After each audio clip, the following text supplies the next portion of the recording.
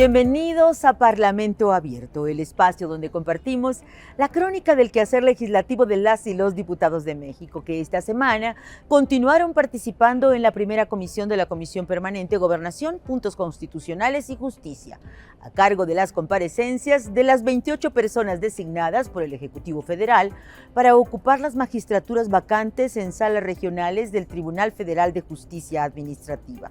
En este ejercicio destacó la preocupación sobre cómo mejorar la resolución de las diferencias entre particulares y autoridades, el peso de los tratados internacionales, los intereses colectivos frente a los particulares, fueron temas relevantes en estos intercambios que contaron con preguntas y reflexiones de las y los diputados Adriana Bustamante Castellanos, Benjamín Robles Montoya, Leonel Godoy Rangel, Marisol García Segura y Jacob Polemski. En estas comparecencias se recordó la relevancia del artículo 16 de la Constitución. Nadie puede ser molestado en su persona, familia, domicilio o posesiones, sino en virtud de mandamiento escrito de la autoridad competente que funde y motiva la causa legal.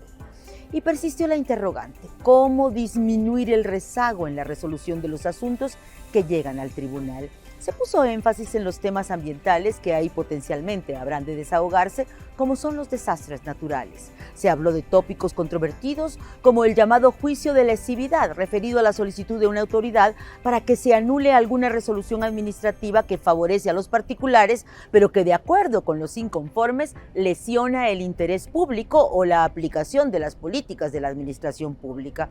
Un asunto recurrente en estas 28 entrevistas fue el campo potencial que ofrece la Ley General de Mecanismos Alternativos de Solución de Controversias para garantizar a los ciudadanos el acceso a una justicia pronta y expedita.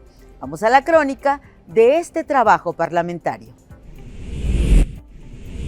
El lunes 8 de julio de 2024, la primera comisión de la Permanente, Gobernación, Puntos Constitucionales y Justicia se declaró en sesión permanente para realizar en dos grupos las comparecencias de las 28 personas designadas por el Ejecutivo Federal para ocupar las magistraturas vacantes de salas regionales del Tribunal Federal de Justicia Administrativa. El formato en el cual se llevaron a cabo las comparecencias consistió en que cada persona expuso durante 5 minutos por qué se considera idóneo para el puesto y habló sobre su especialización al respecto. Concluida su primera intervención, se abrió un espacio de 3 minutos para que cada grupo parlamentario formulara a los participantes una pregunta con relación a su exposición. Para finalizar, la persona compareciente tuvo la oportunidad de responder a las preguntas planteadas en un lapso de 5 minutos. El Grupo 1, conformado por la diputada Adriana Bustamante Castellanos y los senadores Nabor Alberto Rojas Mancera y Rogelio Israel Zamora Guzmán, y vía remota, el diputado Ángel Benjamín Robles Montoya, entrevistaron a los primeros 14 aspirantes. Los primeros candidatos en comparecer fueron Alejandra Martínez Martínez, Alejandro Paul Hernández Naranjo, Ana María Reina Ángel, Beatriz Salgado Hernández, Berenice Martínez Mejía, Bricio Fernando Nava Aguilar, Claudia Elizabeth Cruz Martínez, Diana Berenice Hernández Vera, Federico Escutia Cove, Graciela Vázquez Arellano, Guillermo Gavino Vázquez Robles, Yasmín Aquino Cruz, Juan José de la Garza Báez y Loren Salomé Flores Aybar.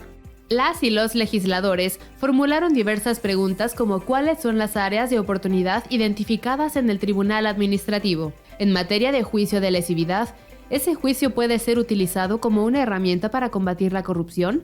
¿Puede ser una figura que no se ha explotado lo suficiente para combatir esta problemática? En materia de justicia ambiental, ¿con qué herramientas se cuenta para hacerle frente al cambio climático y los desastres naturales? Así como en materia de derechos humanos, en el marco de la reforma en la materia de 2011, ¿cuál es la importancia de que el Tribunal Federal de Justicia Administrativa realice un adecuado control difuso de la concepción política de los Estados Unidos mexicanos en los fallos que emite? Por otro lado, el Grupo 2, conformado por el diputado Leonel Godoy Rangel, Graciela Gaitán Díaz, la diputada Marisol García Segura, la senadora Imelda Castro Castro, la diputada Jacob Polemski Gurwitz y el senador José Narro Céspedes estuvieron a cargo de entrevistar a Lidia Margarita Robledo Hernández, Luisa Andrea López Ramírez, Manuel Eduardo Mendoza Jiménez, Marco Antonio Escobar Cuapio, María Gabriela Holguín Arellano, María Juana López Briones, María Orley Ortiz Ley, Miguel Ángel Chino Herrera, Pedro Zavala Pérez, Rodolfo Martínez Dagnino, Rosalía Álvarez Salazar, Samuel Mitzael Sánchez Marroquín, Susana Mercado Alvarado y César Octavio Irigoyen Urdapilleta. Las preguntas realizadas por las y los legisladores fueron en materia de derechos humanos, mejoras que podrían hacerse desde el Poder Legislativo y su vocación de servicio. Los aspirantes también fueron cuestionados sobre por qué se consideran idóneos para ocupar los cargos de magistrados de este tribunal. ¿Cuál es el papel que desempeña el Tribunal Federal de Justicia Administrativa en el sistema anticorrupción? ¿Cuál sería la decisión que tomarían donde hubiera una disyuntiva entre la Constitución y un tratado internacional? Así como responder si el plazo de 45 días para conceder resoluciones en la materia es suficiente o excesivo. Los entrevistados hablaron de su experiencia y presentaron sus propuestas para mejorar el servicio de las salas del Tribunal Federal de Justicia Administrativas. Enfatizaron que la impartición de justicia es uno de los engranajes fundamentales de la democracia en el país y un contenedor de paz social. Consideraron que se requiere que haya más participación de las mujeres en la impartición de justicia. Al finalizar las comparecencias, el senador Nabor Alberto Rojas Mancera, presidente de la primera comisión de la permanente, informó que a través de los medios institucionales se indicará la fecha en la que se reanudará dicha sesión, con la finalidad de informar los resultados y desahogar el orden del día. En el cuarto foro sobre la reforma al Poder Judicial se definió que deberá cerrársele el paso a un futuro gobierno de los jueces, pero también a la intromisión del crimen organizado y del poder económico en una futura elección de jueces, ministros y magistrados. Realizado el 9 de julio con el tema División de Poderes, Medios Legales y Constitucionales, en Tuxtla Gutiérrez, Chiapas, el encuentro confrontó a juzgadores y parlamentarios en torno al diagnóstico que la iniciativa presidencial contiene respecto a que la Suprema Corte de Justicia de la Nación se ha extralimitado en sus funciones, invadiendo las facultades del Congreso. Actuamos, respondió ahí el ministro Javier Lainez Potisek, sustentados en las definiciones que ese Congreso ha dejado plasmadas en la Constitución. Pero se habló de la necesidad de ponerle límites, antes de que sea demasiado tarde, a la llamada critocracia, término con el que se denomina al gobierno de los jueces, también conocido como critarquía o dictadura judicial. El presidente de la Comisión de Puntos Constitucionales, el diputado Juan Ramiro Robledo Ruiz, se refirió a las situaciones en que el Poder Judicial asume un rol que le corresponde a otros poderes, como es el caso, dijo, de los jueces de amparo, que violan la Constitución cuando crean normas de derecho, determinando así políticas públicas, una tendencia que vuelve inútil, dijo el legislador, las acciones de control constitucional. Se perfiló además, en voz del diputado Leonel Godoy Rangel, que habría gradualidad en la puesta en marcha de la reforma en cuanto a la elección de los juzgadores se refiere, y precisó que una oportunidad para esta se estará presentando en los próximos meses cuando queden vacantes 200 lugares en el Poder Judicial. Al intercambio asistieron autoridades, académicos, jueces, magistrados y los diputados Adriana Bustamante, Reginaldo Sandoval, Gerardo Fernández Noroña, Miguel Rodarte de Lara y Joaquín Cebadúa Alba. Vamos a la crónica de ese foro que tuvo lugar en la sede del Tribunal de Justicia de Chiapas. El Foro Diálogos Nacionales sobre la Reforma Constitucional al Poder Judicial, con el tema División de Poderes, Medios Legales y Constitucionales, tuvo sede en el Poder Judicial del Estado de Chiapas el martes 9 de julio de 2024. Al iniciar el evento organizado por la Cámara de Diputados, miembros del Poder Judicial de la Federación fijaron sus posiciones al respecto. En la propuesta de reformas se pretende modernizar al Poder Judicial para que esté a la altura de los retos del país y de las demandas de la sociedad y cuente con el respaldo y legitimidad democrática, y para lograr eso, precisamente para eso, se han programado estos diálogos nacionales. Solamente déjenme decirles muy brevemente, la jurisprudencia de la Corte que permite revisar el proceso legislativo data de 2008. Fue la primera y fue expedida precisamente por los grupos minoritarios que no eran escuchados en los parlamentos. Posteriormente, legisladoras y legisladores hicieron uso de la palabra para expresar sus puntos de vista sobre la reforma al Poder Judicial. El diputado Juan Ramiro Robledo Ruiz opinó que los tribunales colegiados no respetan a los estados cuando legislan y modifican sus estatutos internos de gobierno. Nosotros respetamos que el órgano supremo del Poder Judicial en México interprete las leyes de manera abstracta y que puede invalidarlas. Nosotros respetamos a ese órgano supremo del Poder Judicial en México, pero afirmamos que los jueces de amparo violan la Constitución cuando crean normas de derecho y cuando determinan políticas públicas. A su vez, el diputado Leonel Godoy Rangel detalló que la propuesta de reforma al Poder Judicial tiene el objetivo de renovarlo y fortalecerlo. Expresó que lo que más se desea es un Poder Judicial autónomo, independiente, fortalecido y sin injerencia del poder económico y del crimen organizado. El respeto irrestricto a los derechos de los trabajadores del Poder Judicial de la Federación no está a discusión, para que se oiga aquí y lejos. Los derechos de los trabajadores del Poder Judicial de la Federación no están a discusión. En su intervención, el diputado Miguel Humberto Rodarte de Lara resaltó que el foro es importante porque aborda cuáles son los medios constitucionales que se tienen para resolver o que el pueblo tiene para resolver problemas entre los poderes. Tenemos que preguntarnos hacia dónde vamos y qué queremos. ¿Y por qué lo digo? Porque esto ha sido un avance jurídico que se ha dado con los años, más de 30 años de avance en el tema constitucional, de qué le hemos dado a la Corte, qué le hemos dado a los jueces y magistrados, qué pueden hacer en términos de defensa constitucional. Y ahora lo que nos estamos tal vez preguntando en este tema de querer reformarlo todo al mismo tiempo sin darnos la pausa para ver lo que estamos haciendo es quizá retroceder en temas de defensa constitucional. En el uso de la palabra, el diputado Gerardo Fernández Noroña afirmó que con estos foros queda sentado que hay una discusión sobre la división de poderes, pero aclaró que esa división no es confrontación ni mucho menos contrapesos. E insisto que el soberano es el pueblo y se le sigue regateando en algunas intervenciones el derecho a tener no solo la decisión de elegir al poder unipersonal en un régimen presidencialista al titular del Poder Ejecutivo Federal, elige al Poder Legislativo y ahora elegirá al Poder Judicial, a las personas juzgadoras. En la sesión de la Comisión Permanente del Congreso de la Unión de este miércoles 10 de julio, se aprobaron diversos dictámenes presentados por las 3 comisiones de trabajo que la conforman. Y continuó analizándose la evolución del debate alrededor de la iniciativa presidencial para reformar al Poder Judicial, en los foros denominados diálogos nacionales, destacando la advertencia de las bancadas de la oposición respecto al riesgo de elegir mediante voto popular a jueces, ministros y magistrados, y el señalamiento de los parlamentarios de la mayoría en que ese es un tema que no está a discusión, en tanto se trata de un mandato de las urnas del 2 de junio.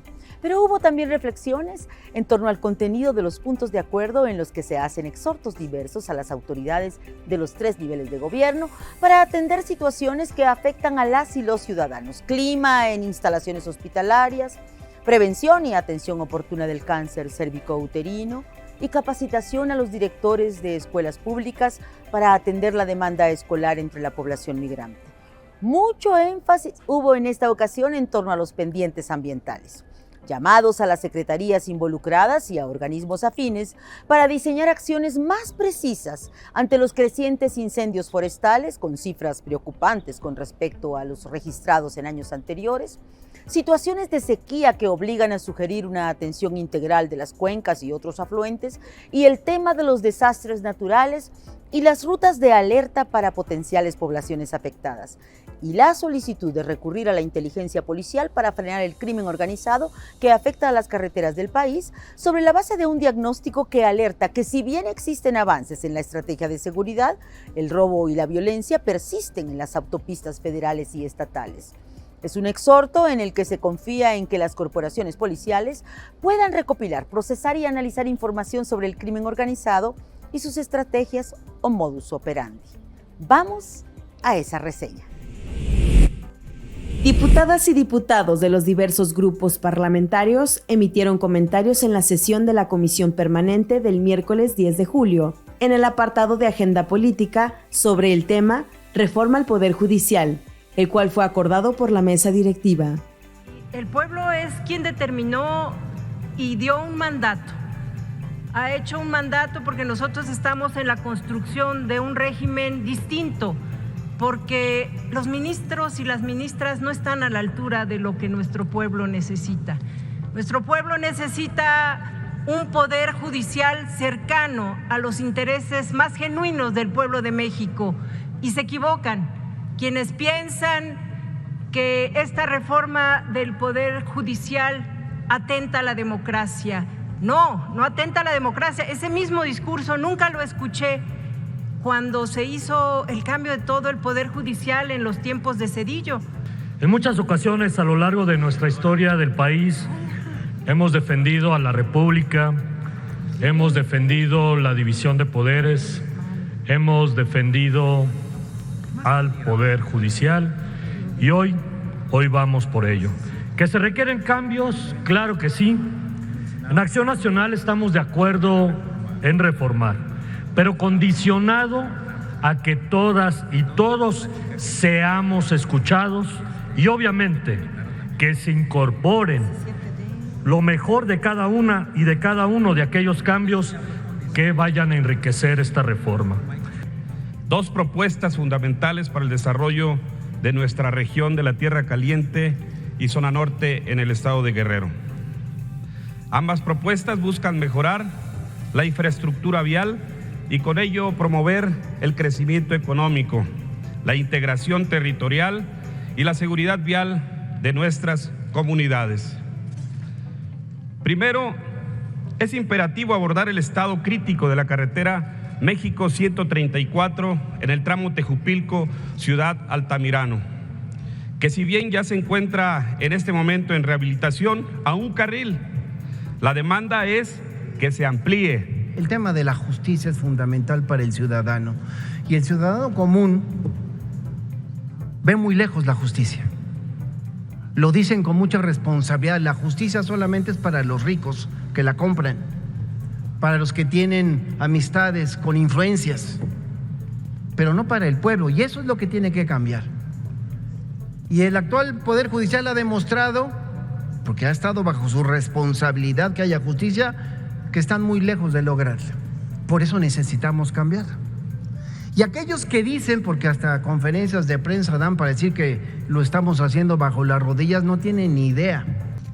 México necesita una reforma judicial integral, no queda duda.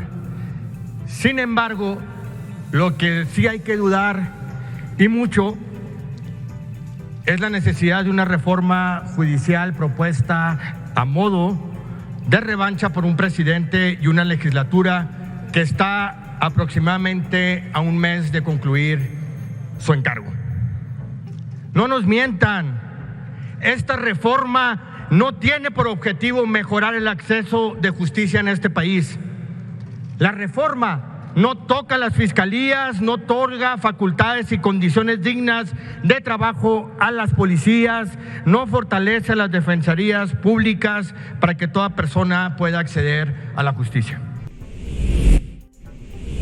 En Jalapa, en el quinto foro sobre la reforma al Poder Judicial, autoridades y legisladores señalaron que el Consejo de la Judicatura Federal quedó a deber, al convertirse en una red de corrupción y nepotismo que no tiene remedio. Así lo señalaron en sus argumentos el gobernador de Veracruz, Cuitláhuac García, el senador Ricardo Monreal y los diputados Leonel Godoy Rangel y Juan Ramiro Robledo Ruiz.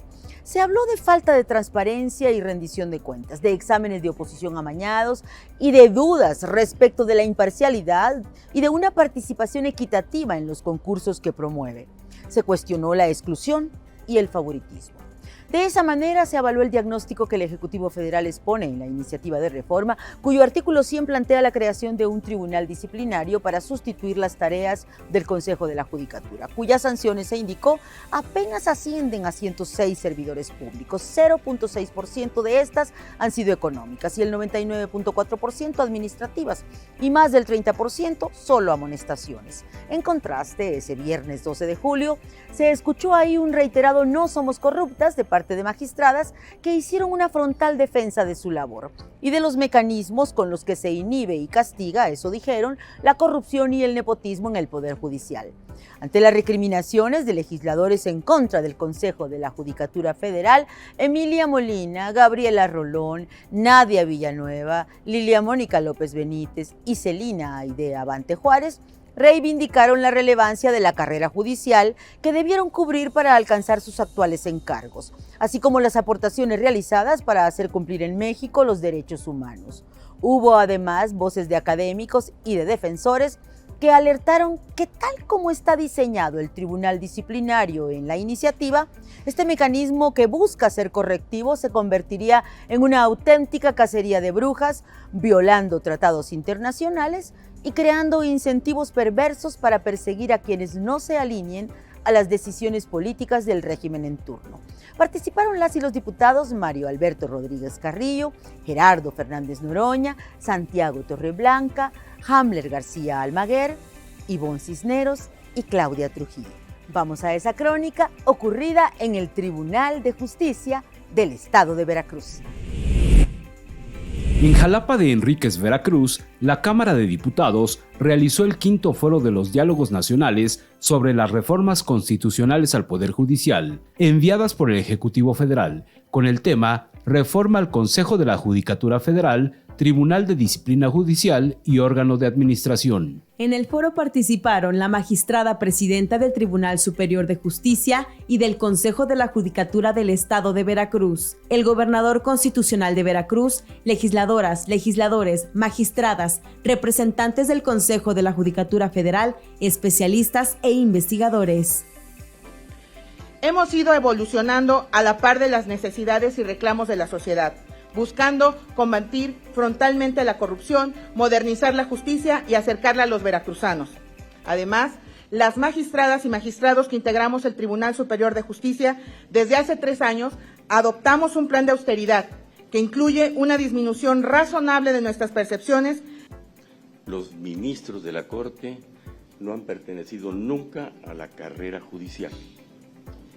Los jueces y los magistrados sí, y se hizo pensando en ellos. Sin embargo, además de representantes de la impartición de la justicia federal, son altos funcionarios de uno de los poderes constitucionales.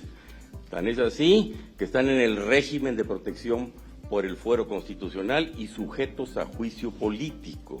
Este Consejo de la Judicatura buscaba 2 cosas, a mi juicio.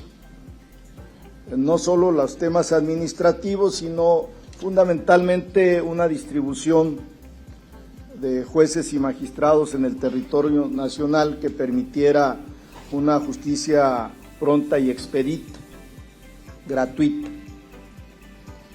Sin duda que se ha quedado a deber, como también ocurre con los órganos de justicia, tanto del fuero federal como del fuero común.